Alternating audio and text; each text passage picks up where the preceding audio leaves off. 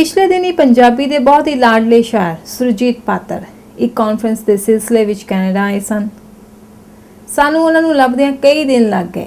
ਇੱਕ ਦਿਨ ਉਹ ਸਾਡੀ ਟੀਮ ਨੂੰ ਇੱਕ ਸਮਾਗਮ ਵਿੱਚ ਮਿਲ ਗਏ। ਅਸੀਂ ਉਹਨਾਂ ਨਾਲ ਬੜੀ ਲੰਬੀ ਚੌੜੀ ਗੱਲਬਾਤ ਕਰਨਾ ਚਾਹੁੰਦੇ ਸਾਂ। ਸਮੇਂ ਦੀ ਘਾਟ ਕਾਰਨ ਉਹ ਤਾਂ ਨਾ ਹੋ ਸਕੀ। ਹਾਂ, ਅਸੀਂ ਉੱਥੇ ਹੀ ਉਹਨਾਂ ਨਾਲ ਚਾਰ ਕੁ ਗੱਲਾਂ, ਚਾਰ ਕੁ ਸਵਾਲ ਜ਼ਰੂਰ ਕਰ ਲਏ। ਲਓ ਦੇਖੋ ਅਸੀਂ ਡਾਕਟਰ ਪਾਤਰ ਨੂੰ ਕੀ ਪੁੱਛਿਆ ਤੇ ਉਹਨਾਂ ਨੇ ਕੀ ਕਿਹਾ। 5 ਨਵੰਬਰ ਨੂੰ ਨਾਭੇ 'ਚ ਕਵਿਤਾ ਉਤਸਵ ਹੋ ਰਿਹਾ ਤੇ ਉੱਥੋਂ ਸੁਨੇਹਾ ਆਇਆ ਜਸਵੰਤ ਜਫਰ ਦਾ ਕਿ 5 ਨਵੰਬਰ ਨੂੰ ਤੁਸੀਂ ਆਓ। ਅਸੀਂ ਕਿਹਾ ਵੀ ਤੁਹਾਡਾ ਲਾਡਲਾ ਸ਼ਾਇਰ ਤਾਂ ਕੈਨੇਡਾ ਆਇਆ ਫਿਰਦਾ, ਤੁਹਾਡਾ ਉਤਸਵ ਕਿੱਦਾਂ ਹੋਊਗਾ। ਅੱਛਾ, ਕੈਨੇਡਾ 'ਚ ਲਾਡਲੇ ਸ਼ਾਇਰ ਨੂੰ ਲੱਭਦਿਆਂ 3 ਦਿਨ ਲੱਗ ਗਏ। ਅੱਜ ਲਾਡਲਾ ਸ਼ਾਇਰ ਲੱਭ ਲਿਆ। ਮੇਰੀ ਮੁਰਾਦ ਆ, ਤੁਸੀਂ ਸਾਰੇ ਜਾਣਦੇ ਹੋ ਸੁਰਜੀਤ ਪਾਤਰ ਤੋਂ। ਪਾਤਰ ਨਾਲ ਜਾਂਦਿਆਂ ਬੜੀ ਕਾਹਲੀ ਆ ਇਹਨਾਂ ਨਾਲ ਤੁਰਦਿਆਂ 2 ਸਵਾਲ ਕਰਨੇ ਆ। ਪਾਤਰ ਜੀ, ਮੈਂ ਤੁਹਾਡਾ ਕੋਈ ਸ਼ੇਅਰ ਨਹੀਂ ਬੋਲਣਾ, ਤੁਹਾਡਾ ਕੋਈ ਸ਼ੇਅਰ ਨਹੀਂ ਸੁਣਨਾ, ਅਸੀਂ ਤੁਹਾਡੀ ਸਾਰੀ ਸ਼ਾਇਰੀ ਤੋਂ ਵਾਕਫ ਹਾਂ। ਮੈਂ ਸਿਰਫ ਇੰਨੀ ਗੱਲ ਜਾਣਨੀ ਚਾਹੁੰਦਾ ਕਿ ਜੇ ਪਾਤਰ ਸ਼ਾਇਰ ਨਾ ਹੁੰਦਾ। ਮੈਂ ਬਹੁਤ ਵਾਰੀ ਵੈਸੇ ਕਿਹਾ ਕਿ ਮੇਰੇ ਅਜੇ ਵੀ ਦਿਲ 'ਚ ਮੇਰੇ ਉਹ ਉੱਠਦੇ ਰਹਿੰਦੇ ਆ ਵਲੇਲ ਕਿ ਮੈਂ ਸੰਗੀਤਕਾਰ ਹੋਣਾ ਚਾਹੁੰਦਾ ਸੀ। ਹਾਏ, ਮੈਨੂੰ ਸਾਜ਼ਾਂ ਦੇ ਮਗਰ ਮੈਂ ਛੋਟਾ ਹੁੰਦਾ ਇੰਨਾ ਭੱਜਿਆ। ਅੱਛਾ, ਘਰਦਿਆਂ ਨਾਲ ਮੈਂ ਕਿੰਨੀ ਵਾਰੀ ਕਿਹਾ ਮੈਨੂੰ ਤੁਸੀਂ ਹਾਰਮੋਨੀਅਮ ਲੈ ਦਿਓ, ਕਦੇ ਮੈਂ ਕਹਿੰਦਾ ਸਿਤਾਰ ਲੈ ਦਿਓ। ਅਤੇ ਜਿਵੇਂ ਹੁੰਦਾ ਸੀ ਨਾ ਵੀ ਤੂੰ ਇਹ ਤੇਰੀ 2 ਗਿੱਠਾਂ ਦੀ ਬੰਸਰੀ ਅਤੇ ਉਹਦੀ ਕੋਹ ਕੂਕ ਸੁਣੇ। ਵਾਹ। ਅਤੇ ਸੋ ਇਹ ਮੇਰਾ। ਅੱਛਾ, ਕਦੇ ਇੱਦਾਂ ਵੀ ਹੋਇਆ ਵੀ ਘਰਦਿਆਂ ਨੇ ਜੁੱਤੀ ਲੈਣ ਲਈ ਪੈਸੇ ਦਿੱਤੇ, ਹੁਣ ਤੁਸੀਂ ਜਾ ਕੇ ਬੰਸਰੀ ਖਰੀਦ ਲਈ ਹੋਵੇ? ਉਹ ਹੋਇਆ ਕਿ ਮੈਂ ਫਿਰ ਯਾਨੀ ਬੈਂਜੋ ਇੱਕ ਵਾਰੀ ਲੈ ਆਇਆ। ਅੱਛਾ। ਅਤੇ ਉਹ ਪੈਸੇ ਸਾਰੇ ਮਗਰ ਫਿਰ ਮੈਂ ਤੁਰ ਕੇ ਆਇਆ, ਯਾਨੀ ਉੱਥੋਂ ਕਿਰਾਇਆ ਨਹੀਂ ਬਚਿਆ। ਹਾਂ, ਕਿਰਾਇਆ ਨਹੀਂ ਸੀ ਅੱਛਾ। ਅਤੇ ਉਹ ਬੈਂਜੋ ਤੋਂ ਕਦੀ ਪਤਾ ਨਹੀਂ 10 ਰੁਪਏ ਦੀ ਹੁੰਦੀ ਸੀ ਜਾਂ ਕੋਈ ਇੰਨੀ ਕੁ ਦੀ। ਅਤੇ ਖਰਚਾ ਵੀ ਇੰਨਾ ਕੀ ਮਿਲਦਾ ਹੁੰਦਾ ਸੀ? ਨਹੀਂ, ਉਹ ਖਰਚਾ ਤਾਂ ਤੂੰ ਵੀ ਘੱਟ ਮਿਲਦਾ ਸੀਗਾ, ਉਹ ਕਿਸੇ ਚੱਕਰ 'ਚ ਮਿਲ ਗਿਆ ਹੋਣੇ।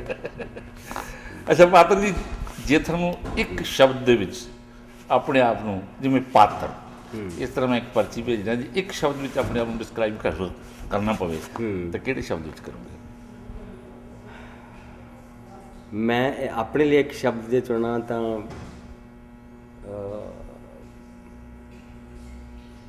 ਮੈਂ ਹੂਕ ਚੁਣੂੰਗਾ। ਹੂਕ, ਬਹੁਤ ਅੱਛੀ ਗੱਲ ਹੈ। ਅੱਛਾ ਪਾਤਰ ਜੀ, ਜੇ ਮੁੜ ਕੇ ਜਨਮ ਮਿਲੇ, ਕਿ ਆਮ ਤੌਰ 'ਤੇ ਕਿਹਾ ਜਾਂਦਾ ਜਿਹੜਾ ਮਰਦ ਹੁੰਦਾ ਉਹ ਕਹਿੰਦਾ ਯਾਰ ਨਹੀਂ ਅਗਲੀ ਵਾਰ ਇਸਤਰੀ ਬਣਾਂਗੇ, ਹੈਂ। ਅਤੇ ਜੇ ਮੁੜ ਕੇ ਜਨਮ ਮਿਲਦੇ ਤੁਹਾਨੂੰ ਚੋਇਸ ਹੋਵੇ, ਕੀ ਚੋਇਸ ਹੋਏਗੀ ਤੁਹਾਡੀ? ਮਰਦ ਬਣਨਾ ਚਾਹੋਗੇ ਕਿ ਔਰਤ ਬਣਨਾ ਚਾਹੋਗੇ? ਮੈਨੂੰ ਯਾਨੀ ਦੇਖੋ, ਔਰਤ ਬਣਨ ਦਾ ਕੋਈ ਐਕਸਪੀਰੀਅੰਸ ਨਹੀਂ ਹੈ ਨਾ। ਅੱਛਾ, ਕਿ ਔਰਤ ਕਿੱਦਾਂ ਮਹਿਸੂਸ ਕਰਦੀ ਹੋਏਗੀ। ਪਰ ਮੈਂ ਯਾਨੀ ਮੇਰਾ ਇੱਦਾਂ ਹੀ ਆ ਕਿ ਮੈਂ ਪੁਰਸ਼ ਵਾਂਗ ਹੀ ਆਵਾਂ ਇਸ ਦੁਨੀਆ 'ਤੇ। ਅਤੇ ਮੈਂ ਯਾਨੀ ਜਿਹੜੀ ਮੁੜ ਕੇ ਫਿਰ ਸੁਰਜੀਤ ਪਾਤਰ ਸ਼ਾਇਰ ਹੀ ਬਣਨਾ ਚਾਹੋਗੇ ਕਿ ਮੁੜ ਕੇ ਫਿਰ ਸੰਗੀਤਕਾਰ? ਮੈਂ ਫਿਰ ਇੱਕ ਵਾਰ ਤਾਂ ਸੰਗੀਤਕਾਰ ਬਣਨ ਦੀ ਦੁਬਾਰਾ ਕੋਸ਼ਿਸ਼ ਕਰੂੰਗਾ। ਅਸੀਂ ਆਪਸ ਵਿੱਚ ਹੀ ਗੱਲਾਂ ਕਰੀ ਜਾਂਦੇ ਹਾਂ, ਉਹਨਾਂ ਲੋਕਾਂ ਲਈ ਵੀ ਕੁਛ ਸੁਨੇਹਾ?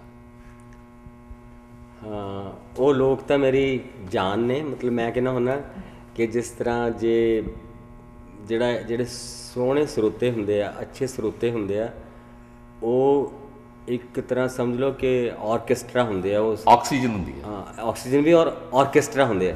ਕਿ ਉਹਨਾਂ ਦੀ ਜਿਹੜੀ ਖਾਮੋਸ਼ੀ ਹੁੰਦੀ ਕਿ ਐਸਾ ਸਾਜ਼ ਹੁੰਦੀ ਆ ਜਿਸ ਸਾਜ਼ 'ਤੇ ਮੈਂ ਸਭ ਤੋਂ ਵਧੀਆ ਗਾ ਸਕਦਾ। ਵਾਹ। ਅਤੇ ਮੈਂ ਜਦੋਂ ਵੀ ਬਾਹਰ ਆਉਣਾ, ਖਾਸ ਕਰ ਕੈਨੇਡਾ 'ਚ ਆ ਕੇ, ਮੈਨੂੰ ਇਸ ਗੱਲ ਦੀ ਇੰਨੀ ਖੁਸ਼ੀ ਹੁੰਦੀ ਆ। ਮੇਰੀਆਂ ਸੋਚਾਂ ਵਿੱਚ ਜੋ ਕੈਨੇਡਾ ਹੁੰਦਾ ਸੀ ਨਾ, ਉੱਥੇ ਮੈਨੂੰ ਲੱਗਦਾ ਸੀ ਜਿਵੇਂ ਪੰਜਾਬੀ ਦੇ ਸ਼ਬਦ ਬੁਝ ਰਹੇ ਹੋਣ, ਦੀਵੇ ਬੁਝ ਰਹੇ ਹੋਣ। ਲੇਕਿਨ ਜਦੋਂ ਮੈਂ ਇੱਥੇ ਆਉਣਾ, ਮੈਨੂੰ ਕਈ ਲਫ਼ਜ਼ ਜਿਹੜੇ ਉੱਧਰੋਂ ਖਤਮ ਹੋ ਗਏ ਉਹ ਵੀ ਇੱਥੇ ਮੈਨੂੰ ਮਿਲ ਜਾਂਦੇ ਆ। ਕੱਲ੍ਹ ਮੈਨੂੰ ਕਿਸੇ ਕੁੜੀ ਨੇ ਕਿਹਾ ਪਾਣੀ ਜਿਹੜਾ ਤੱਤਾ ਹੈ, ਅਤੇ ਮੈਂ ਤੱਤਾ ਲਫ਼ਜ਼ ਬੜੇ ਮੁੱਦਤਾਂ ਬਾਅਦ ਸੁਣਿਆ। ਫਿਰ ਉਹਨੇ ਕਿਹਾ ਕਿ ਮੇਰਾ ਜਿਹੜਾ ਝੱਗਾ ਫੜਾ, ਆਪਣੇ ਬੱਚੇ ਨੂੰ ਉਹਨੇ ਕਿਹਾ। ਤਾਂ ਮੈਂ ਸਮਝਦਾ ਕਿ ਕਈ ਲਫ਼ਜ਼ ਤੁਸੀਂ ਕੈਨੇਡਾ ਦੇ ਲੋਕਾਂ ਨੇ ਸਾਂਭੇ ਹੋਏ ਆ। ਔਰ ਤੁਹਾਡੀ ਤੜਪ, ਤੁਹਾਡੀ ਤਲਾਸ਼, ਤੁਹਾਡਾ ਕੰਮ, ਤੁਹਾਡਾ ਇੰਨਾ ਮੁਸ਼ੱਕਤ ਨਾਲ ਆਪਣੀਆਂ ਜੜ੍ਹਾਂ ਇੱਥੇ ਲਗਾਉਣੀਆਂ। ਤਾਂ ਮੈਂ ਬਹੁਤ, ਮੇਰੇ ਦਿਲ ਨੂੰ ਇਸ ਗੱਲ ਦੀ ਖੁਸ਼ੀ ਹੁੰਦੀ ਹੈ। ਔਰ ਮੈਨੂੰ ਇਹ ਆ, ਪੱਕਾ ਯਕੀਨ ਆ ਕਿ ਜਿਹੜੇ ਪ੍ਰਦੇਸਾਂ 'ਚ ਵੱਸਦੇ ਪੰਜਾਬੀ ਆ, ਉਹ ਪੰਜਾਬੀਅਤ ਨੂੰ ਬਹੁਤ ਅਮੀਰ ਹੋਰ ਸਮਰਿੱਧ। ਅਮੀਰ ਦਾ ਮਤਲਬ ਸਿਰਫ ਆਰਥਿਕ ਤਾਂ ਨਹੀਂ, ਮੇਰਾ ਮਤਲਬ ਕਿ ਉਹਨਾਂ ਨੂੰ ਸੱਭਿਆਚਾਰਕ ਤੌਰ 'ਤੇ, ਦਾਰਸ਼ਨਿਕ ਤੌਰ 'ਤੇ, ਇਖਲਾਕੀ ਤੌਰ 'ਤੇ ਅਮੀਰ ਬਣਾਉਣ 'ਚ ਤੁਸੀਂ ਬਹੁਤ ਵੱਡਾ ਹਿੱਸਾ ਪਾਓਗੇ। ਪਾਤਰ ਉਹਨਾਂ ਦੇ ਕਹਿਣ ਮੁਤਾਬਕ ਆਪਾਂ ਪੰਜਾਬ ਦਾ ਵਿਸਥਾਰ ਹੀ ਹੋ ਰਿਹਾ ਹੈਗਾ, ਜਿਹੜੇ ਦੂਜੇ ਮੁਲਕਾਂ ਦੇ ਵਿੱਚ ਲੋਕ ਅਸੀਂ ਬਿਲਕੁਲ। ਕਦੀ ਇੱਕ ਬੰਦੇ ਨੇ ਕਿਹਾ ਸੀ ਵੀ ਕਦੀ ਕਹਿੰਦੇ ਪੰਜਾਂ ਦਰਿਆਵਾਂ ਦੀ ਭਾਸ਼ਾ, ਤੇ ਹੁਣ 7 ਸਮੁੰਦਰਾਂ ਦੀ ਭਾਸ਼ਾ, 7 ਸਮੁੰਦਰਾਂ ਤੱਕ ਭਾਸ਼ਾ ਇਹ ਬੋਲੀ ਜਾਂਦੀ ਹੈ। ਇਸ ਗੱਲ ਦੀ ਬੜੀ ਖੁਸ਼ੀ ਹੈ। ਪਾਤਰ ਜੀ, ਕੋਈ ਜਾਂਦਿਆਂ ਇਹੋ ਜਿਹੀ ਕੋਈ ਗੱਲ ਕਰੋ ਜਿਹੜੀ ਮੈਂ ਤੁਹਾਡੇ ਕੋਲੋਂ ਪੁੱਛ ਨਾ ਸਕਿਆ ਹਾਂ ਔਰ ਤੁਸੀਂ ਦੱਸਣੀ ਚਾਹੁੰਦੇ ਹੋ। ਮੈਂ ਜਿਵੇਂ ਸ਼ੇਰ ਸੀਗਾ ਕਿ ਇੱਕ ਸਾਜ਼ ਆਂਦਰਾਂ ਦਾ ਸਾਜ਼ਨ ਦੇ ਪਾਸ ਸੀ। ਇੱਕ ਸਾਜ਼ ਆਂਦਰਾਂ ਦਾ ਸਾਜ਼ਨ ਦੇ ਕਿ ਜਦੋਂ ਮੈਂ ਪਾਸ ਸੰਗੀਤਕਾਰ ਨਹੀਂ ਬਣ ਸਕਿਆ ਤਾਂ ਮੈਂ ਕਿਹਾ ਕਿ ਆ ਵੀ ਤਾਂ ਇੱਕ ਸਾਜ਼ ਹੈ। ਹਾਂ। ਇੱਕ ਸਾਜ਼ ਆਂਦਰਾਂ ਦਾ ਸਾਜ਼ਨ ਦੇ ਪਾਸ ਸੀ, ਤੇ ਗਜ਼ ਦੇ ਵਾਂਗ ਫਿਰ ਰਿਹਾ ਆਪਣਾ ਹੀ ਸਵਾਸ ਸੀ। ਵਾਹ ਵਾਹ, ਕਿ ਆਪਣੇ ਸਾਹ ਹੀ ਉੱਥੇ ਸਾਰੇ ਜਿਸਮ ਨੂੰ ਸਾਜ਼ ਬਣਾ ਲਿਆ ਬਣਾ ਤੇ ਕੇ ਸਾਹਾਂ ਦਾ ਗਜ਼ ਬਣਾ ਲਿਆ ਗਜ਼ ਬਣਾ ਕੇ। ਤੇ ਇਹਦੇ ਵਿੱਚੋਂ ਸੋ ਫਿਰ ਮੈਂ ਇਸ ਤਰ੍ਹਾਂ ਸਮਝਦਾ ਕਿ ਜਿਵੇਂ ਤੇਰੀ ਜਿਹੜੀ ਪੂਰਾ ਸਵਾਲ ਹੈ ਉਹਨੂੰ ਤੂੰ ਜਾਣੀ ਮੈਨੂੰ ਅਖੀਰ ਆਪਣੇ ਆਪ ਨੂੰ ਸਾਜ਼ ਕੇ ਮੇਰਾ ਸੰਗੀਤਕਾਰ ਬਣਨ ਦੀ ਇੱਛਾ ਇਸ ਤਰ੍ਹਾਂ ਪੂਰੀ ਹੋਈ। ਅਸੀਂ ਚਾਹੁੰਦੇ ਸੀ ਤੁਹਾਡੇ ਨਾਲ ਗੱਲਬਾਤ ਹੋਰ ਕੀਤੀ ਜਾਂਦੀ, ਤੁਹਾਡੀ ਵੀ ਵਕਤ ਦੀ ਮਜਬੂਰੀ ਸਾਡੀ ਵੀ ਵਕਤ ਦੀ, ਅੱਜ ਦੀ ਘੜੀ ਇੰਨਾ ਹੀ ਸਹੀ। Thank you very much. ਪਰ ਇੰਨੀ ਸੋਹਣੀ ਗੱਲਬਾਤ, ਇੰਨੇ ਸੋਹਣੇ ਸਵਾਲ ਪੁੱਛਣ ਲਈ ਤੇਰਾ ਬਹੁਤ ਬਹੁਤ ਸ਼ੁਕਰੀਆ। ਤੁਸੀਂ ਇੰਨੇ ਸੋਹਣੇ ਸ਼ਾਇਰ ਤਾਂ ਉਹਨਾਂ ਲਈ ਸੋਹਣੇ ਸਵਾਲ ਹੀ ਕਰਨੇ ਪੈਣੇ ਸੀਗੇ। Thank you. शुक्रिया साहिबान, आज बैसाखी का दिन है। Position load.